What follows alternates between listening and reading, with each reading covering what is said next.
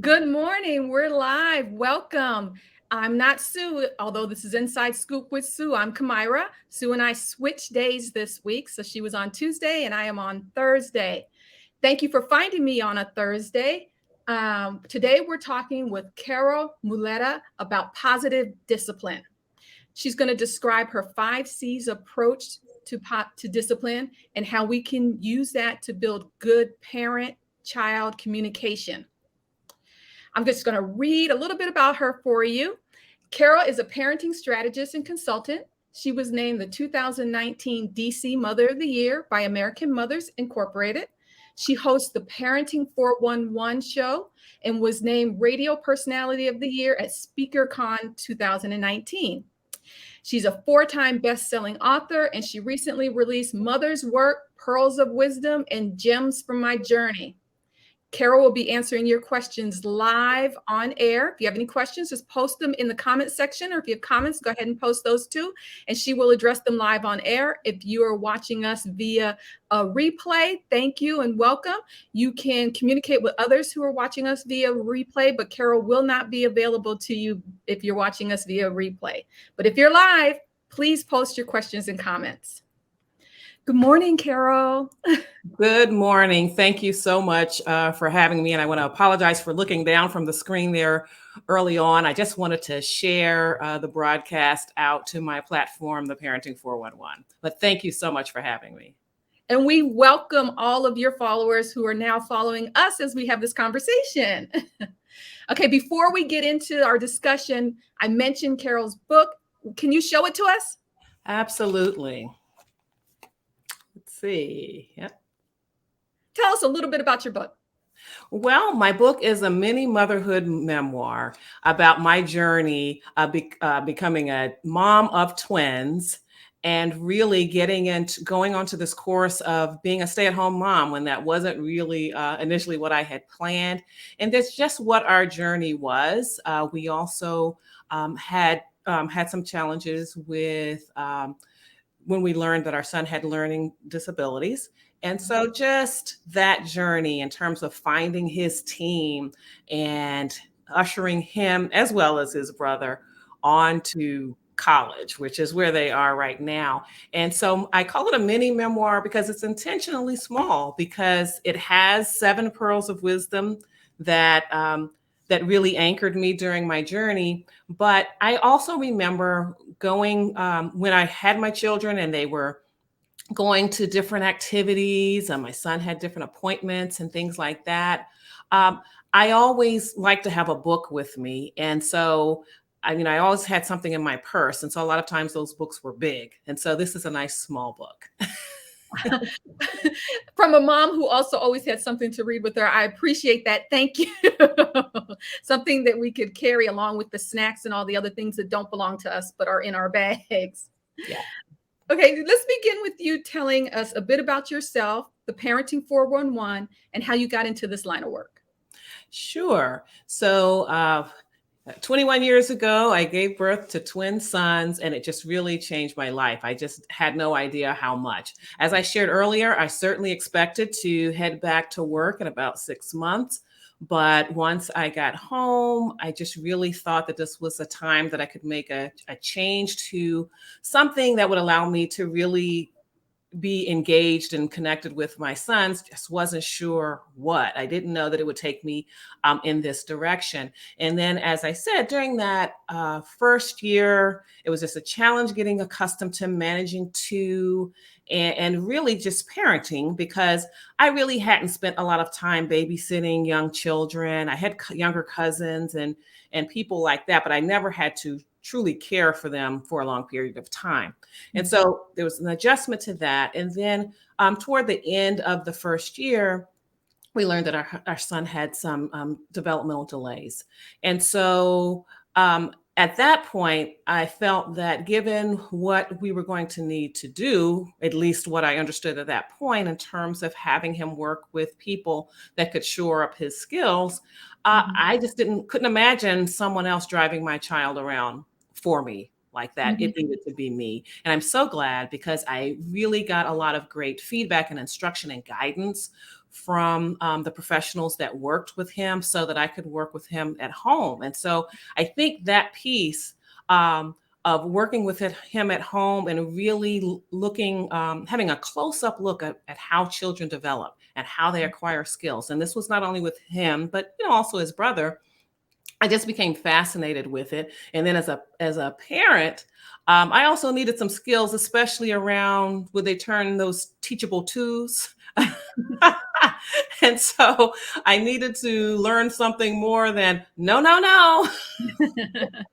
And so I took some parenting classes with a nonprofit organization in our area, and their programs were rooted in positive discipline, which many of your viewers may recognize as Jane Nelson's adaptation of Adlerian psychology, which was originated by Alfred Adler. And so that approach to discipline really resonated with me. It was very rational to me, just the idea that as humans, we long to be connected. And that's what really drives our behavior. We long to be connected. We long to contribute. We long to know that we matter. And so when you think about children's behavior in that light, then you can see that not everything they do is intended to push your buttons and upset you. It's just them feeling around for those boundaries that we haven't effectively communicated to them. And so as I took those classes, I just was so fascinated with the psychology. And so the organization asked if I would like to train to lead courses for them. And so initially I hesitated. I said, no, I'm in the mode of learning. I don't have anything to offer anyone. And so over time they said, well, of course, continue to learn. You should always continue to learn, but we think that you would be a good course leader. So after a couple of times of them approaching me, I did go ahead and do that.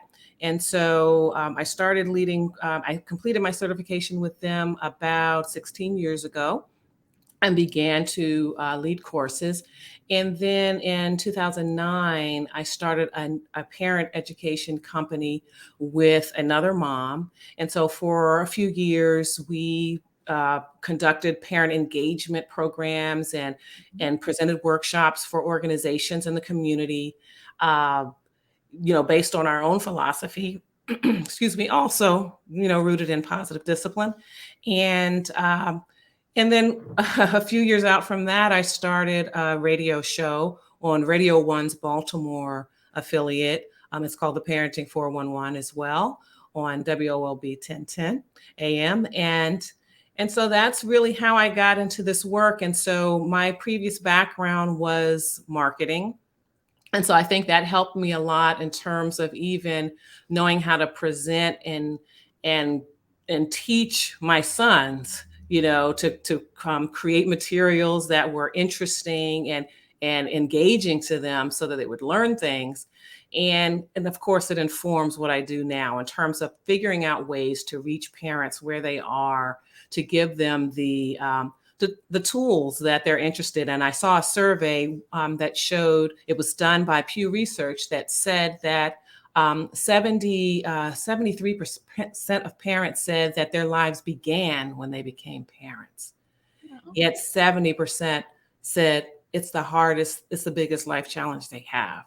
Mm-hmm. And so they're seeking information. And so that's really what I'm passionate about. I want to give them the skills so that they can help their children reach their full potential, and that their children can look back on their childhood and remember that they had compassionate, caring parents. Doesn't mean they were smiling every moment, but parents who were genuinely interested in equipping them to meet life's challenges, and so that they can look back on their childhood fondly.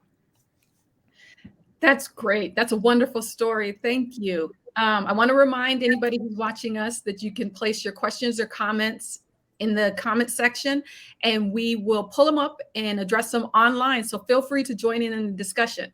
So we said we were going to talk about discipline. Let's begin with, and we want to hear about your 5 C's approach to discipline. But first, before we get into that, can you tell us the difference between discipline and punishment?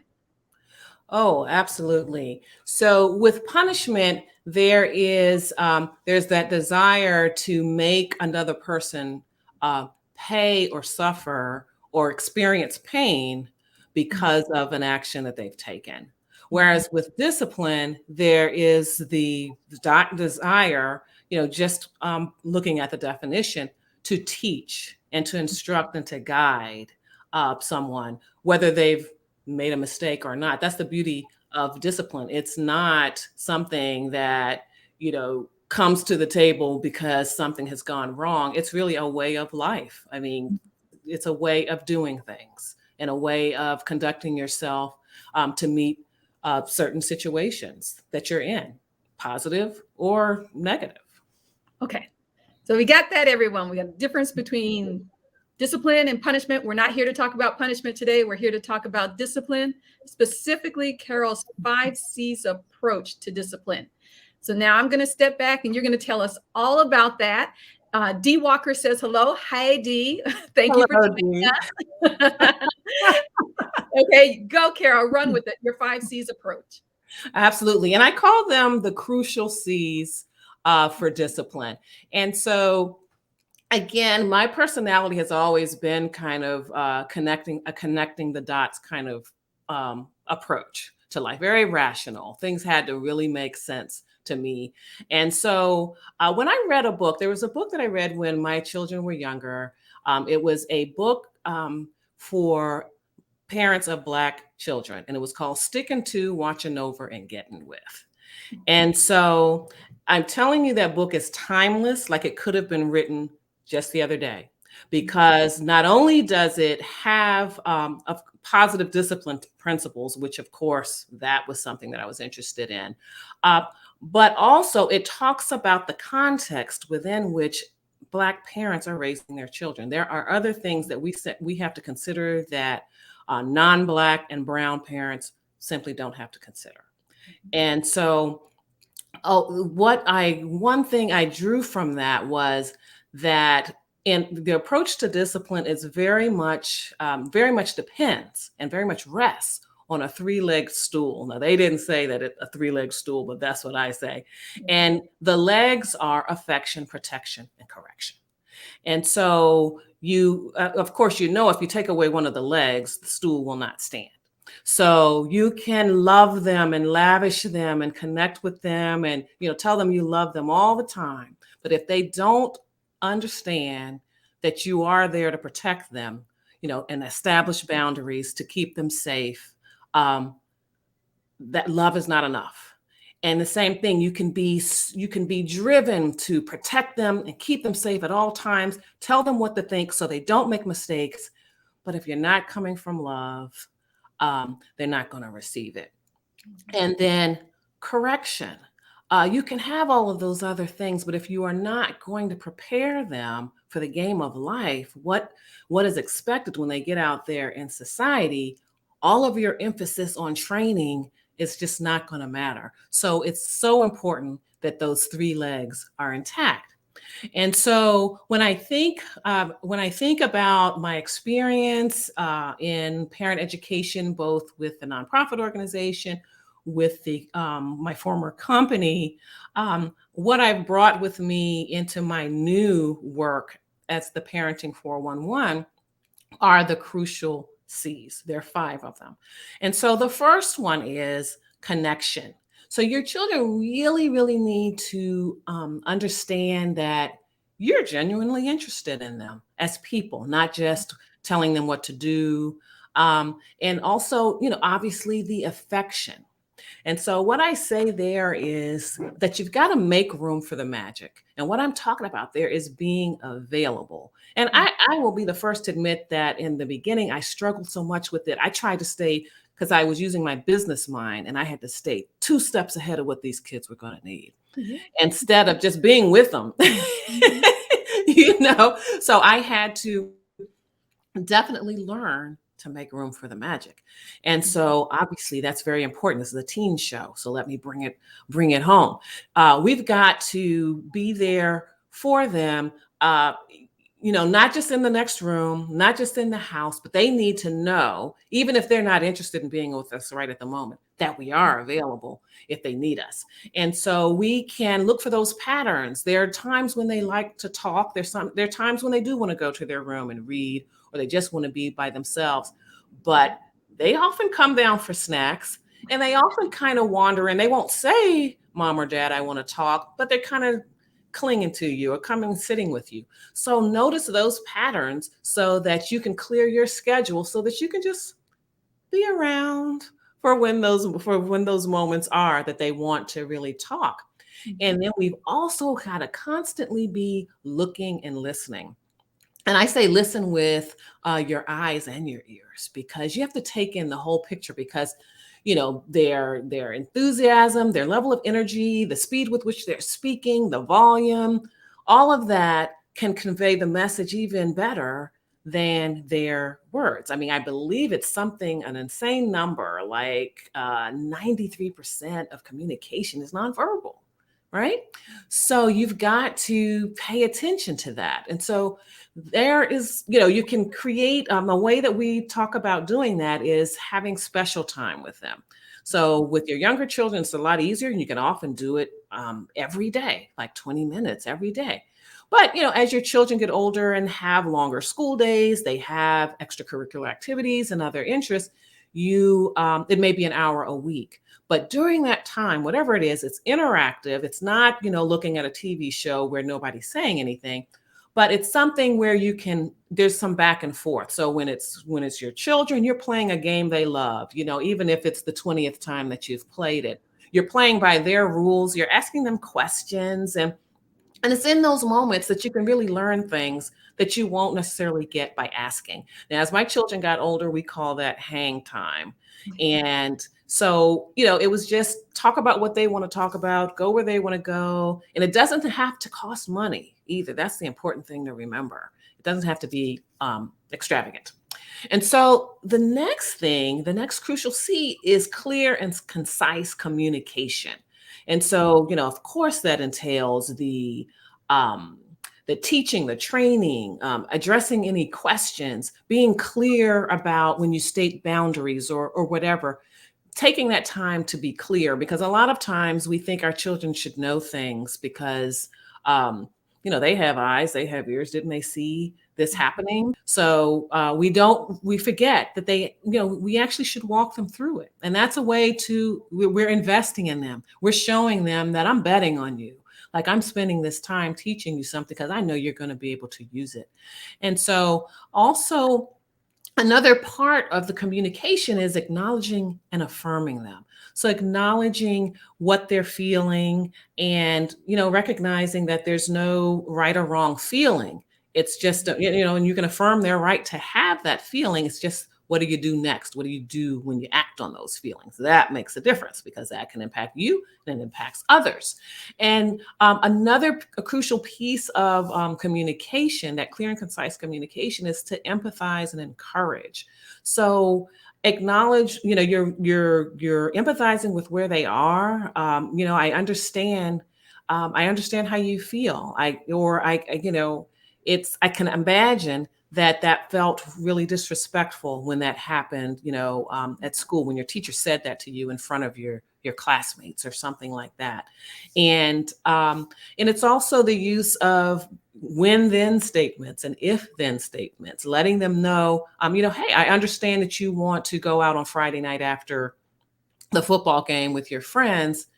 And as long as you're in by 11, which is what we've agreed on, have a great time and be safe. And so the next crucial C, the third C, is the compass. And that's where you're really defining the territory that they get to operate in. Because, rather than do it this way, A, B, C, because you'll find there's more than one way to do a lot of things. Okay. But there's some boundaries. There's some areas that you don't want them to go. So state that. And so, again, I just stated a boundary earlier when I talked about, 11 o'clock is what we agreed on, but, just show up then. be safe. Be safe. I mean, the rules about how many people can be in the car or things like that, because that's another boundary too. And so then the next thing that follows after they know the boundaries that they can operate within, then they can make some choices about what they can do because you've laid the groundwork. And so you're just communicating those options that are available to them and giving them agency to select one. Now, what parents need to remember is if it's really not an option, don't mention it because you can't get mad when they pick it. And so, and I learned that my children were actually younger. They were probably about 2.5 or 3, and I had one of my sons in the car, and it was the routine. I picked him up from preschool, and I'd say, "So, what are you on for lunch?" And he would say something exotic like lasagna or something that takes lots of time to make. And Mhm. I'm like, I don't know what I'm doing wrong with him. He is so spoiled. I mean, why would he ask me for lasagna? I mean, that takes, 2 hours or whatever. It's just I can see he's just going to be unreasonable, right? And so then, right about then, I was taking the parenting classes. And so they had introduced the idea of choices. And so I said, okay, so I know what I have at home and I know what I'm willing to make. So when we got into the car, I was like, hey, so we're going to get ready to eat lunch and you can have hot dogs or mini quiche. Those were two things we had. And I knew he liked them. Mhm. And so he's like, I want a cheeseburger. And I said, well, today for lunch, we're going to have hot dogs or mini quiche. Just let me know what you think. And I'm just Mhm. driving. I mean, I was not even angry because I knew that that's all we were eating that Yeah. day. And so, he tried it again, cheeseburger. And I said, well, let me know. You have time to decide. We're not home yet. And then I said it again. And he said, mini quiche. I was like, all righty then. And so I call that news you can use. In fact, I have a little series called News You Can Use because it's information that they can use to make a choice. And it also applies to their behavior. And sometimes they make the right one, and then other times they don't.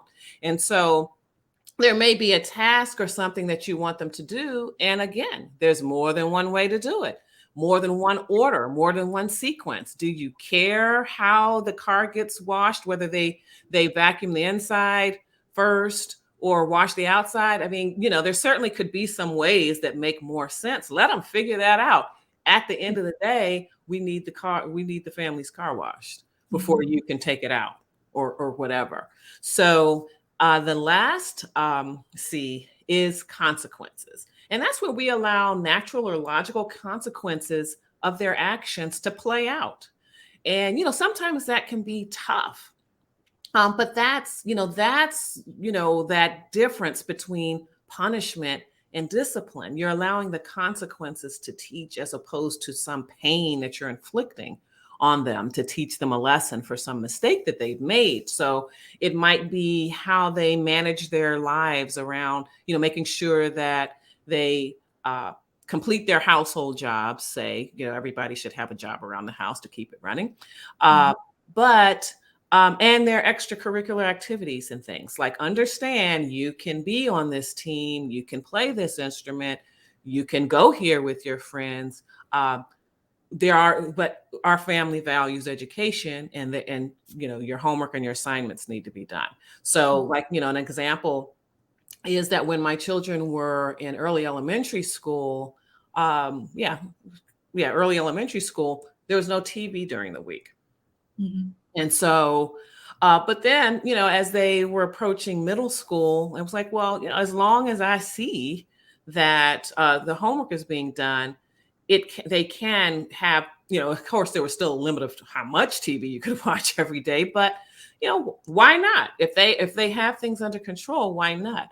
And so, what's interesting is that after they had that privilege of being able to watch TV and manage their schoolwork how they wanted to, turns out they didn't even really like TV that much, but we let them discover that for themselves. And that was a way of them, in fact, developing some self discipline around TV. They decide how much they're going to consume of that.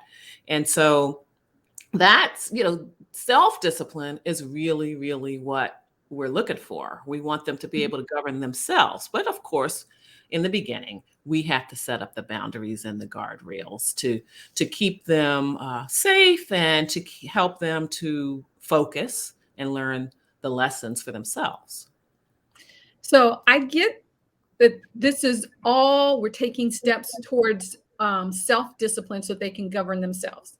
And we're going to talk a little bit about that. But I know that we have parents who are really stuck on that last C, the consequences, because you get these teens and consequences aren't as obvious as they are for the younger children. You can't just take things away from teens. And some of the natural consequences are dangerous or have long-term effects. So parents are very fearful of allowing some natural consequences. But I see on parenting boards, I'm sure you're on a lot of the boards and the groups and stuff, there's lots of discussion about what do I do about this when the teen keeps doing something that is against the family norm or rules or ethics or whatever it is. And it can be anything from stuff on screens to curfews to whatever. It can be seemingly benign in 10 years from now, or it can be something that is going to lead them down a treacherous path and you don't want them to go there. What are the types of consequences that we can, and I don't want to say levy because they're not punishment, but that we can steer them towards to help them learn the self-discipline? Hmm. Well, again, I mean, well, certainly with the risky behavior and things like that, it's sort of, well, there's certain privileges that they're not going to be able to have. Like if you find that you get your car back, that your teen has had the car out, and you find cigarette butts or you find beer bottles or something like that, then they're not going to be able to take the car out. I mean, certainly going to have to talk about that. And then also another thing too with teens is that it's really about problem solving. And so, and you start a little younger, you give them an opportunity to learn how to solve problems. And so you sit down and you talk about that. Listen, I know that it's important for you to be out with your friends, and you know you want to be a part of the social scene and all of that. And we have these concerns. And so what, and then you brainstorm ways that their need can be met and your needs can be met. I mean, can we agree that you're only going to have three people, there'll only be four of you at most in the car, including you, the driver, to avoid distraction. Because, but yeah, can we agree on that? And then with same thing about, you shouldn't be drinking at all. Yeah, that's a whole legal issue there. That's a whole, yes. I mean, and hey, and definitely make them aware of those things. Like I can tell you, I can tell you, but this is what you need to understand. And so, so there. Go ahead. Go ahead. No, I was going to say, just to reiterate for our audience that we love the problem solving. I like that. Instead of looking at it as punishment for teens, which is not what we do. You can't just take things away from teens. You're at a different point. I love that problem solving is part of the consequences. And can I mention something too? Another part of it. So it's the brainstorming. Throw anything out there. I mean, like nothing's off limits. Okay, but then you're going to pare those things down. Like, no, you're not going to take our car away for the weekend, and you're 17. No, that's not happening. But you can put that on there, but and talk through, but you talk through the different options. And then you try something. You try one. You can move forward with one, but agree that we're going to come back and take a look at how this worked. And then if not, then we're going to need to go with this other this other thing. Like, we're going to try what you're doing, and if you demonstrate responsibility and care, then this can be our new way of doing things.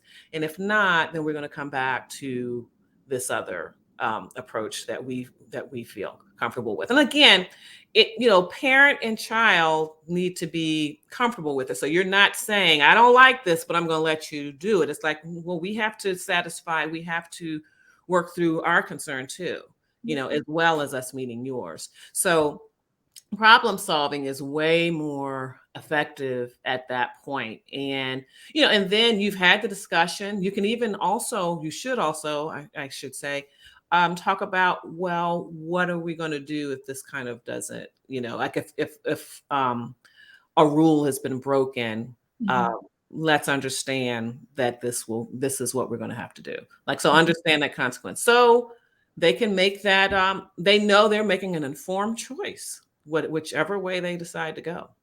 Back to that other C, an informed choice. We have a comment from Teresa. Teresa says, great advice and guidance. I agree. Thank you, Teresa. Thank you. When it comes to the brainstorming, thank you for pointing that out, the brainstorming, problem solving. That's not always in response to something negative that's happened. In our household, we had that recently where our teen presented us with an idea that frankly I wasn't ready for yet.